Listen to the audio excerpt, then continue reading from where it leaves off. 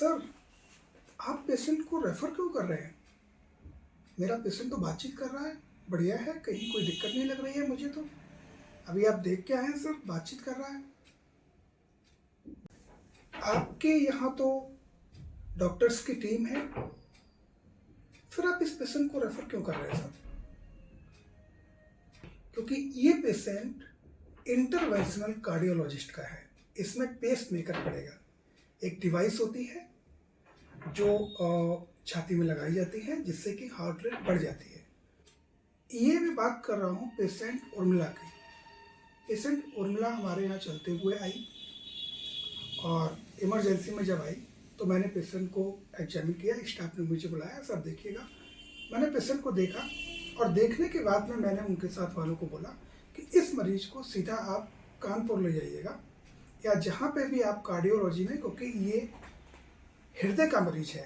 हृदय में क्या परेशानी थी?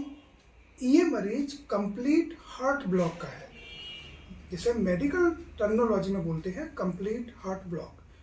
बेसिकली इसमें क्या होता है, इसमें हार्ट रेट बहुत कम हो जाती है। नॉर्मल हार्ट रेट 70 से 72, 80 और सिचुएशन के अनुसार अगर आप दौड़ रहे हैं तो 100, 120 भी हो जाएगी।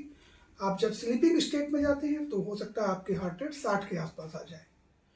तो ये पेशेंट जो है, इसका हार्ट रेट 28, 29 और 30 चल रहा था।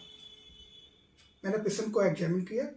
एग्जामिन करने के बाद में मैंने इनके अटेंडर से कहा, मैंने कि आपका पेशेंट हमारे यहाँ मैनेज नहीं हो सकता, क्योंकि इसको इंटरवेंशनल कार्डियोलॉजिस्ट की ज़रूरत है जो इनको पेसमेकर डालेंगे, क्योंकि पेशेंट हार्ट ब्लॉक का है।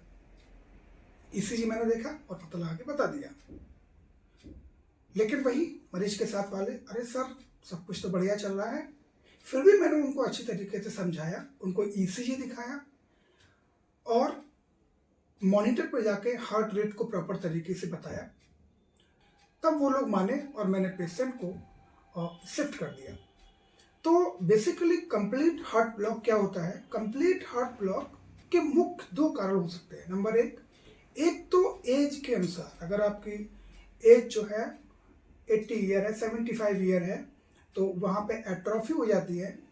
हार्ट के जो कंडक्शन सिस्टम होता है, नोड्स होते हैं, ऐसे नोड, एवी नोड और डिफरेंट काइंड ऑफ नोड्स होते हैं। तो वहाँ पे जब एट्रोफी हो जाती है तो ये प्रॉब्लम हो सकती है, हार्ट रेट आपकी कम हो जाएगी।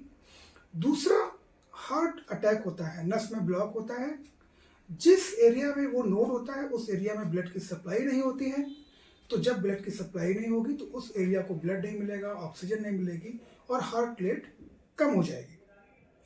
तो दोस्तों, इसके बारे में मैं आपको थोड़ा सा डिटेल आगे वीडियो में बताऊंगा, मैंने कैसे उस मरीज के साथ वालों को समझाया और कैसे क्या किया।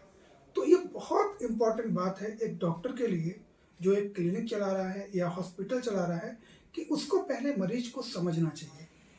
मैं ये मानता हूँ कि मरीज कभी भी डॉक्टर की वजह से नहीं मरता है, मरीज की खुद की परेशानी होती है। प्रॉब्लम सिर्फ क्या होता है कि हम डॉक्टर्स उसको समझ नहीं पाते हैं, है ना। तो इमीडिएट मैंने इस पेशेंट के लिए इंटरवेंशनल कार्डियोलॉजिस्ट से संपर्क किया। संपर्क करने के बाद में इसको इमीडिएट भेजा और सबसे अच्छी बात कि इस पेशेंट के पास में आयुष्मान कार्ड है, तो इसका इलाज फ्री में होगा।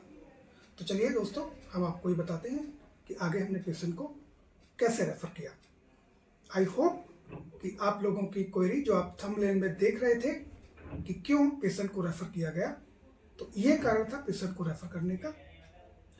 दोस्तों, मैं फिर एक बार आपसे बोलना चाहूँगा, इसी तरीके के वीडियो जिससे कि आपको नॉलेज होती रहती है कि पेशेंट किस तरीके का है, कैसे पेशेंट को हम पहचानें या कैसे हम पेशेंट को क्वालिफाइड डॉक्टर के पास ले जाके अपने मरीज की बीमारी की डायग्नोसिस बनाएं, और अगर लगे तो पेशेंट को एक क्वालिफाइड डॉक्टर सही जगह पर दूसरे हॉस्पिटल में जहां मरीज का अच्छा इलाज हो सकता है वहां पे भेजें।